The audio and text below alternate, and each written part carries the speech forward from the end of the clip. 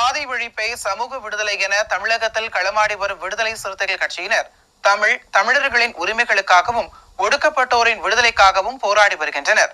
இன்றைய களத்தில் சிறுத்தைகள் நிகழ்ச்சியில் கட்சி தலைவரும் எழுத்து தமிழரின் நிகழ்ச்சிகள் மட்டுமின்றி எழுத்து தமிழரின் ஆணைக்கு இணங்க களத்தில் சிறுத்தைகள் பங்கேற்ற நிகழ்ச்சிகள் அனைத்தையும் இப்போது பார்க்கலாம்.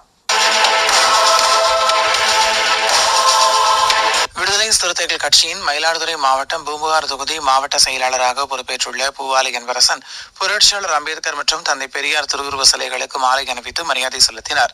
இந்த நிகழ்ச்சியில் விசிகாவில் தங்களை இணைத்துக் கொண்ட தமிழக வெற்றிக் கழக உறுப்பினர்கள் சந்திரசேகர், ஸ்ரீதர் இருவருக்கு சால்வி அணிவித்து வரவேற்று மாவட்ட செயலாளர் மோகன் கட்சியில் இணைத்துக் கொண்டார்.